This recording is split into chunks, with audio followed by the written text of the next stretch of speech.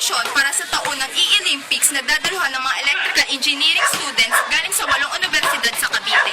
Sa August 22 to 23, nagaganapin sa PUP Maragondon, asahan ng iba't ibang programang inilatag ng Institute of Integrated Electrical Engineering o IIEE Cavite Chapter.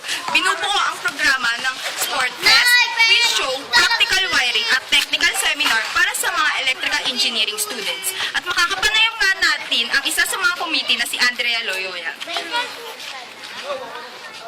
Ano ang mga paghahandang ginagawa niyo para sa E-Olympics? Una, nag-conduct ako ng General Assembly para masabihan ko yung mga ka-member ko.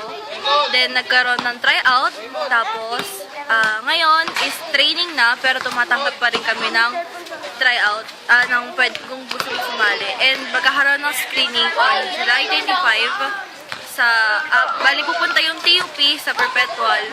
Kasi tingnan nila yung mga players kung talagang naka-enroll sila sa school and kung electrical engineering nga sila. Dahil isa sa mga rules ng E-Olympics is kailangan iika bago ka makapasok. Patuloy pa nga ang tryouts para sa mga electrical engineering students na gustong sumali sa Patimpalak. At ito po, si Kimberly Garma nag-uulat para sa Selfie Balita.